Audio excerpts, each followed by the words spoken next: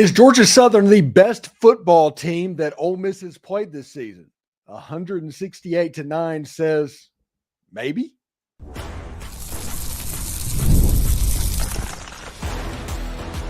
You are Locked On Ole Miss, your daily podcast on the Ole Miss Rebels, part of the Locked On Podcast Network, your team every day. Hello, I'm Steven Willis, a 10-year veteran member of the national media and a former Ole Miss staff member.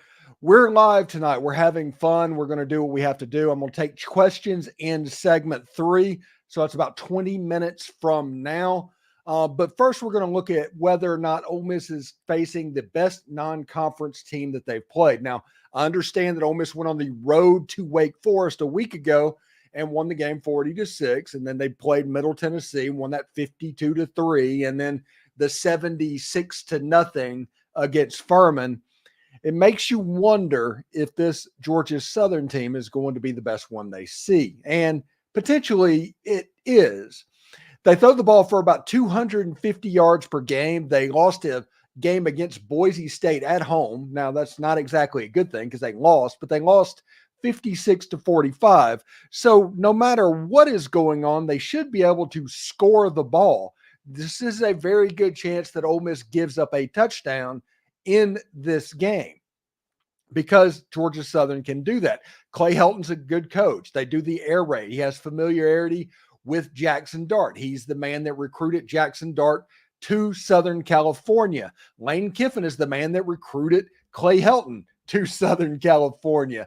There's a lot of intersections between both of these programs and what is going on. So I am looking at the way it sits currently of whether or not this team can take advantage. Now, defensively, Georgia Southern's kind of a dumpster fire. Defensively, they give up about 500 yards per game. They gave up nearly 400 yards in that aforementioned Boise State Broncos game, including 260 yards to Genty, and another player had another 120 yards. It wasn't just one running back. It was multiple backs in the backfield, and that is at least telling of what could happen. So maybe that says something. Maybe that means that Wake Forest would beat Georgia Southern. Maybe that means that Middle Tennessee would have the advantage over Georgia Southern. I do not know that. Where it sits right now, the only thing that I have to go off of is Wake Forest was not very good last week. Ole Miss won that game 40-6, and they could have won that game 70-0. And it would have been completely fine, just like Furman and just like MTSU. And all of that went on. Ole Miss could have won it if they wouldn't have left points on the field. And they ended up winning 40-6. Easy cover. Absolutely slam dunk cover. And they did not play well. And after the game, Jaxson Dart said that, hey, that was the ugliest 650 yards you will ever see. And I did a video earlier in the week on Monday about how Nick Saban's personality is being infused on this team by Lane Kiffin, and why that's a big deal. And after that Wake Forest game, you could see that happening. But as it sits right now, just looking at it, just off of offensive abilities, I think that Georgia Southern might end up giving Ole Miss a better game than the other three opponents. Even though the Wake Forest game was on the road, even though Ole Miss played like crap, I think that Georgia Southern has a chance to make Ole Miss at least sweat for a quarter. Now, the first quarter for Georgia Southern is their worst. Their best quarter is their second quarter, and Ole Miss's best quarter is their first quarter. They come out lightning fast starts all the time. But in the second quarter, they get a little bit bored. They lose a little bit of focus. And that little middle part of the game can be problematic at times for Ole Miss. So we'll see how this looks for the Rebels. I think Georgia Southern has a chance to be the best team that Ole Miss faces. Now, even as the best team that Ole Miss faces, they're not beating Ole Miss. The difference is going to be, and I'm talking about this on tomorrow's show, the difference will be how clean Georgia Southern plays depends on whether they cover or they don't. That is what's going to happen in this ball game. Whether Georgia Southern covers or they do not depends on how clean and how well they play. We also talk in tomorrow's show about Jaxson Dart. This is his last non-conference game, and this is his last chance to put up Heisman-level numbers. Because if you're going to school at Ole Miss, if you're playing football at Ole Miss, you can have a bad game against LSU and be all right. They might look over that. But you can't have a bad game against Georgia Southern. You can't have a bad game against Wake Forest, Middle Tennessee, or Furman. If those happen, it's disqualifying for an Ole Miss player when it comes to the Heisman Trophy. It's just the way it is. So this game is going to be important for Jaxson Dart for that reason. Now, when we come back, and we're going to talk about this for a little bit, Tennessee is going to impose a 10% upcharge on all of their tickets next season because of the impending NIL situation that they're going to have to deal with. Because of that house case, Tennessee's trying to get ahead of it, and Ole Miss and everybody else, that cost is eventually going to go down to the fans, and we're going to talk about that right after this.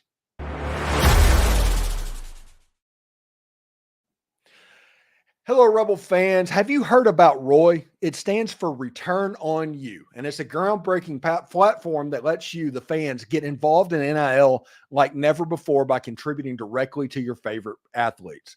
By supporting players directly, you can help shape rosters, retain talent, and keep your favorite athletes out of the transfer portal. That's kind of a big deal on this ROY thing. As you all know, NIL has changed the game for athletes. Well, ROY changes the NIL game for fans. With ROY, fans can directly support players. It gives you the power to take back and keep your favorite college athletes, letting you play a key role in shaping your team's future while helping athletes maximize their NIL potential. Plus, when you contribute to a successful campaign, you get exclusive content access like decision announcements, behind-the-scenes footage, and personal reflections. It's available only to the fans who supported the athletes. So download ROY for iOS or Android and enter the referral code. Locked On. That's 2 words to be automatically entered into the sweepstakes to win $5,000 cash. Visit Join ROY for more details. JoinROY.com for more details. No purchase necessary, void where prohibited. Get off the sidelines and into the NIL game with ROY. Support the players, change the game.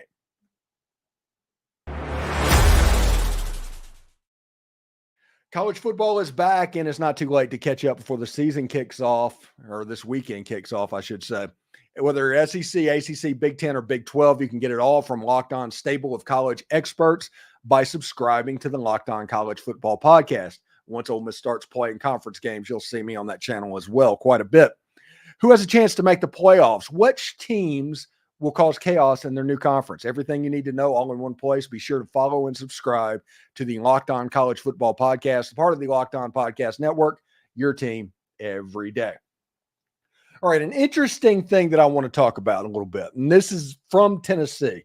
Tennessee announced that starting next season, they're raising the ticket prices for every ticket in Neyland Stadium 10%. Whatever that price is, if it's $500, it's going to be now $550. If it's $1,000, it's going to be $1,100. If it's $30, it's going to be $33. There's going to be a 10% upcharge for every ticket in Neyland Stadium. And this is honestly the natural progression and something that could be expected that every school is going to do. Because eventually stuff like this, it always trickles down to the fan. You know, everybody jokes about trickle down economics. Well, the real trickle down that it gets to is that the fan or the general person ends up paying for everything because everything negative trickles down to them. And this NIL thing, colleges are going to try and figure out a way to keep their financials at a high mark. They're selling ads on the field. Tennessee was the first school to do that. Pilot is going on the Neyland Stadium field. Now Tennessee announced this. They're doing a job to get out in front of everything. Now I expect the Grove Collective and Walker Jones and Keith Carter and the athletic department at Ole Miss to do something fairly similar, including sponsorship rights, including raising ticket prices and stuff like that in order to infuse capital into the program. I think that's going to be normal. I think that is going to be the way forward.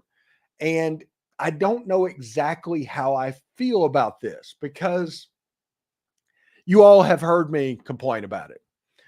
In this era of college football that we sit in right now, the fans are asked to get all the players, buy season tickets, get a hotel room in Oxford for about $700 a night, 3-night minimum if you're staying at a game weekend in Oxford, travel up to and from the game. Most of them are, I think, at 11 o'clock in the morning this year, it feels like.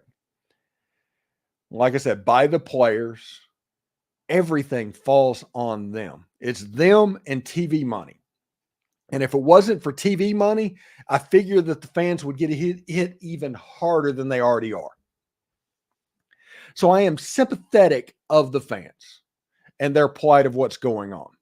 And the raising ticket prices, instead of dropping the athletic budget, listen, Ole Miss's athletic budget, whenever this comes in, is going to be $130, $140 million, something like that. If you just pay the athletes out of that money, if you take the $20 million for the athletes, that's going to drop it to what, $120 million? When I was the video coordinator at Ole Miss, when I was that coordinator, the athletic budget at Ole Miss, and this was 2006. We're not talking about a long time. It's not even 20 years, but the budget was like $35 million, $40 million. The budget has gone up like 4 times nearly in 18 years. So whenever people start talking about losing money and all of this, they can't really sustain it and all of that, I just kind of roll my eyes a little bit at it. And I always try to protect the fans. And in this situation, whenever this happens, if this happens at Ole Miss, I am going to release my flamethrower.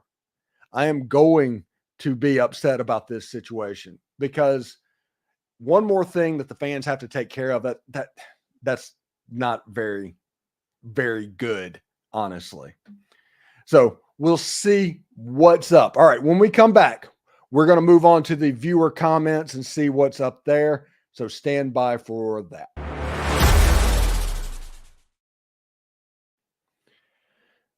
You've all heard us talk about FanDuel. It's America's #1 sports book. You know, we all have something a little bit different for you this time. Now through September 22nd, all FanDuel customers can bet $5 and get a 3-week free trial of NFL Sunday Ticket from YouTube and YouTube TV.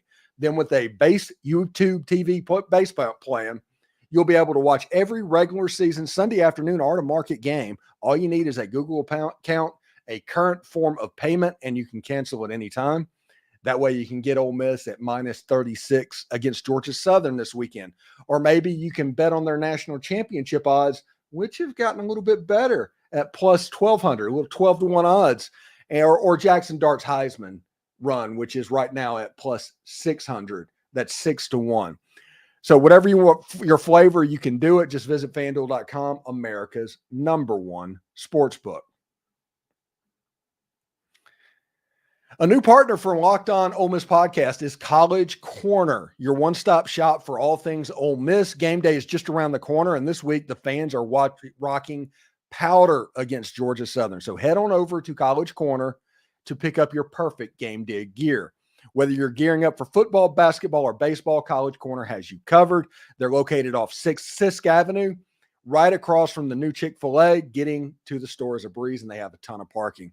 And for those of you out of state, no worries. Visit collegecornerstore.com, where they turn around orders lightning fast. Trust me, this just isn't a pitch. I ordered a shirt today.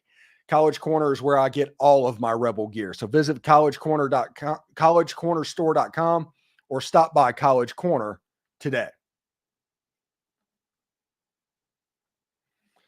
So really interesting stuff that's going on, and we're going to take comments now on what's going on.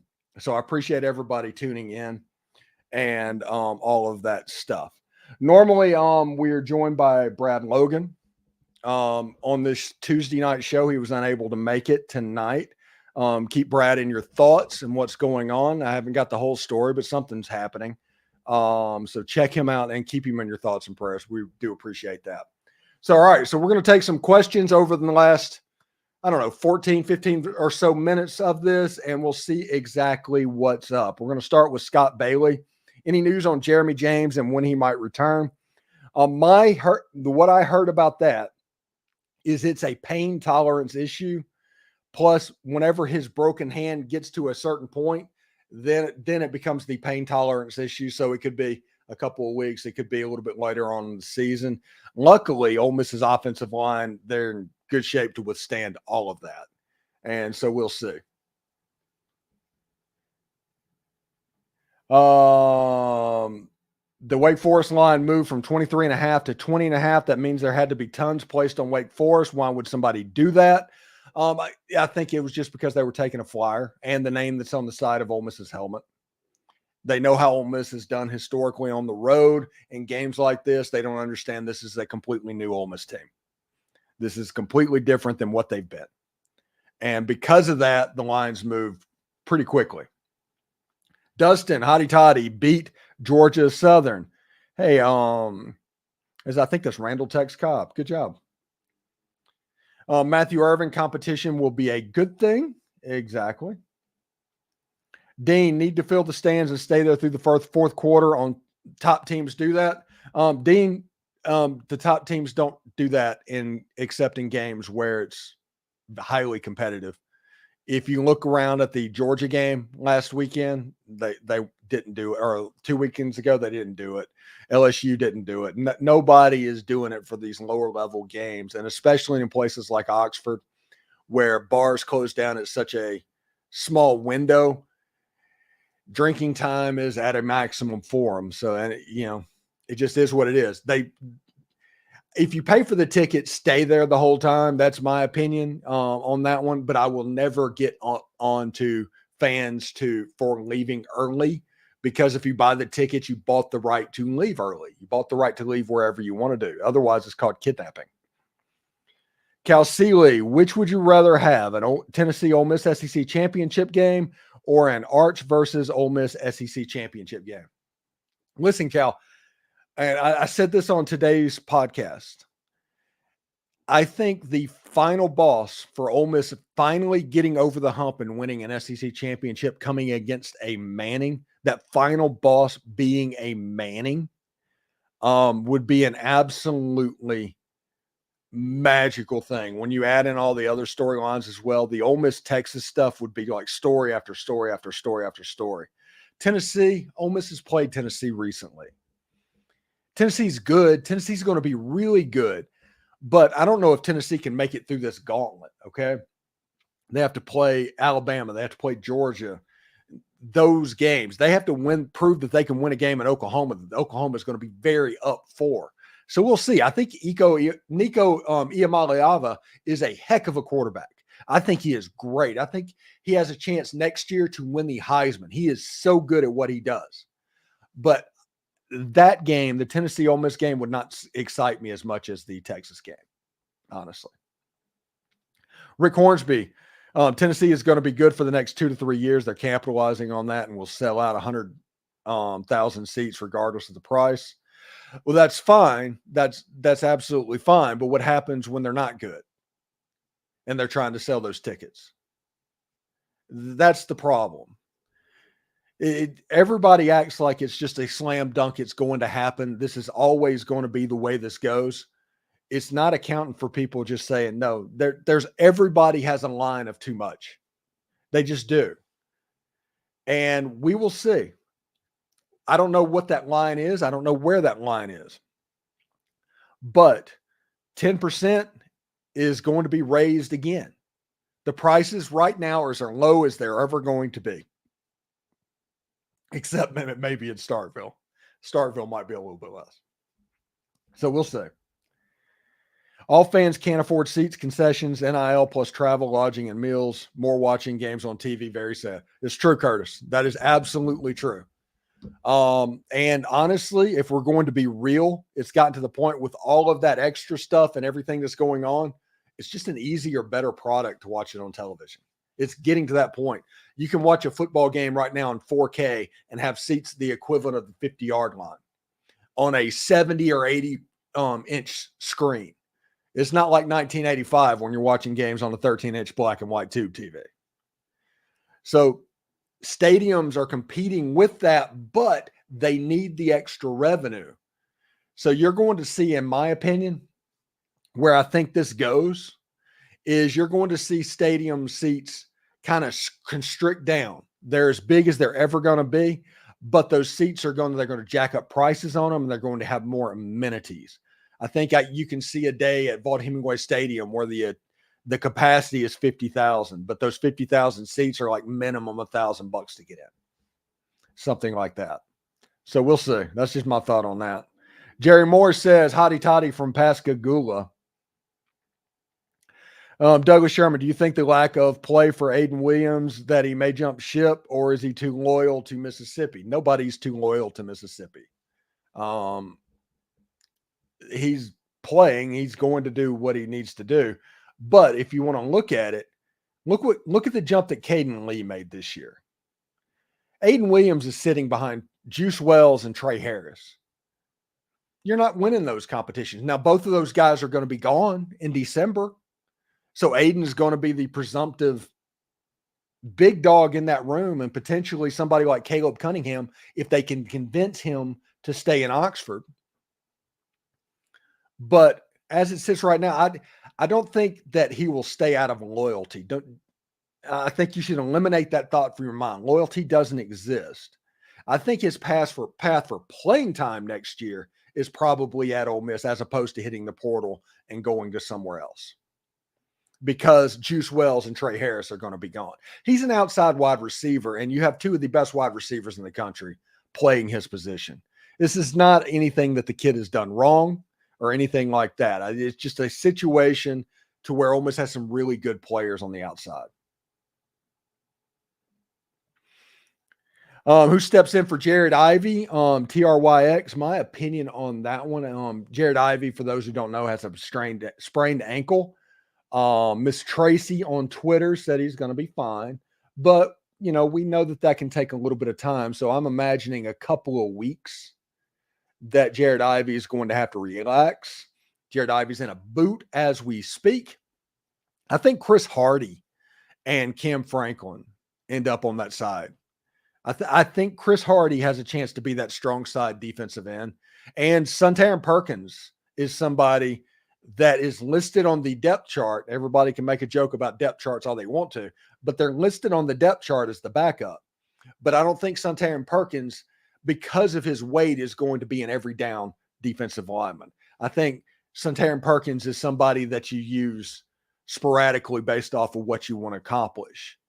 So I do think maybe Chris Hardy, maybe DJ Holmes or somebody, or Chamberlain Campbell moves over to that side. But I think Cam Franklin will get a little bit of run. Travis, how did Matt Jones beat out Bentley? I think, honestly, he's slippery, and he hides behind those massive offensive linemen so well. Matt Jones is 5'7", 200 pounds, so he's a true bowling ball. And because of that, I think he has an advantage of people not being able to find him until he's a little bit able to get by him. It kind of nullifies some of his lack of speed by giving him the advantage of the element of surprise. But I think Matt Jones he scored 3 touchdowns. He's averaging 7 yards a carry. It's just the way it is. This is a talented running back room. Rashad Amos, 1,000-yard rusher a year ago, can't even get on the field. So just kind of is what it is. Douglas Sherman, if you had to guess, who do you think Florida will go after? And do you think Sexton makes us pay up by spreading rumors? Ole Miss, Lane Kiffin is going to get a raise because Lane Kiffin deserves a raise. People doesn't want him to get a raise because he has a contract. I get that. But Ole Miss is going to pay up because Lane Kiffin's about to win 10 or 11 ball games to get Ole Miss to the playoffs.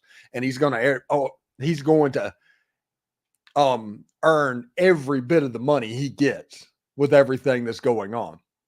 I expect he's going to be somewhere in the second or third highest paid college football coach in college football after all this is done at Ole Miss. I do not think Lane Kiffin is going anywhere. Florida is not as good of a job as Ole Miss. They're just not. They're at a point where they're going to have to try and find somebody in a very specific way. I think Florida, in a weird way, in the rebuild that they have. Now, remember, Florida has had 3 coaches that have gone 3 and out the last 9 years. I think Brent Key would be an option for them. I think Bill O'Brien would be an option for them. But I do not think Elijah Drinkwitz and Lane Kiffin is even going to sniff that job. And Florida fans are going to be, Florida fans think everybody's going to say, yes, it's the best job in the world. But every school thinks their job is the best job in the world, and they can't look at it objectively about the flaws and the warts. All they can see is, hey, if we get Lane Kiffin or if we get Elijah Drinkwitz, all of these things are going to be problems. I mean, all these problems are going to be gone. But the reality of it is Lane Kiffin and Elijah Drinkwitz is going to look at this job and saying, hey, they made an offer to Jaden Rashada and then couldn't pay him or refused to pay him. And that rumor went around to everybody, and the recruiting in the NIL world has suffered. The Gator Collective is not where it needs to be. And because of that, you're like, hey, we got a big rebuild, or anybody has a big rebuild that goes to Florida. But I think Brent Key would be, I think GJ Kinney would be an excellent fit for them, the coach at Texas State.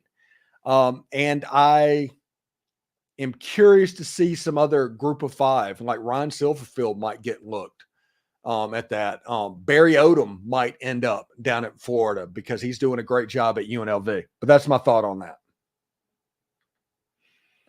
I think since Wake opted out of next year's game, this is Chaney Young, we should try and play Memphis if they have an opening, bring back that rivalry. No. How are the high school studs in Mississippi even thinking about going to state? They're not. It's just they do that to get a free visit. How is Ole Miss supposed to replace Wake Forest next year when schedules are basically decided at this point? There's a precedent for this. In 2011, Ole Miss was supposed to play Boise State. That game got pushed off. Ole Miss ended up with a quick schedule of BYU. Now, that wasn't a very good Ole Miss team, but that's an example of how it could happen. They'll get some help from ESPN. Dart is second in the Heisman race. Rick Hornsby now behind the Miami quarterback, Cam Young. Do you think Dart wins the Heisman if Ole Miss goes 11-1, or do we need to go 12-0? It depends on 11-1. If Dart goes the rest of the year the way he started this year, Dart's going to win the Heisman. He just is. I think Ole Miss should do a 1-for-2 with Washington State or Oregon State, 2-for-1. They're looking for games. Yeah, do one with Oregon State. Make it a 2-for-1 since Ole Miss is going out there once and you're coming back here and all of that, and just have that third game because they're looking for it. Jeff Ferguson, I'm so tired of all these rumors. All they're trying to do is derail the Ole Miss season, like with the Armand rumors that hurt us. Yeah, it's true, but you can't stop them. There's nothing you can do because these rumors are coming from Florida people. These rumors are coming from people that make a living off of getting those clicks, and this is a good thing for them. You're not going to stop these rumors, and you don't need Lane Kiffin addressing these rumors. Everybody's going to say, I wish Lane Kiffin would put this to bed. Yes, that's for you. You need that to do it. But Lane Kiffin addressing every single one of these rumors, and it happens every single year, that would be problematic at best. And finally, Jerry Moore said Jimmy Sexton might purposely get Lane involved in the Florida job just to get himself and Lane more money. He's not going to have to get involved in the Florida job to get more money because Lane's going to get more money. Next year, Lane is going to be a top 3 or top 4 level head coach paid by Ole Miss. It just kind of is what it is. My wife likes to make fun of me for saying that, but it literally is what it is. Anyway, this has been the Locked On Ole Miss podcast live. Anyway, keep Brad Logan in your prayers. Hopefully everything is going well with him. I hope everybody has a good time. Remember, it's a College Corner Powder Out for the Georgia Southern game this weekend. We will talk to you tomorrow morning. Take care. Hotty toddy.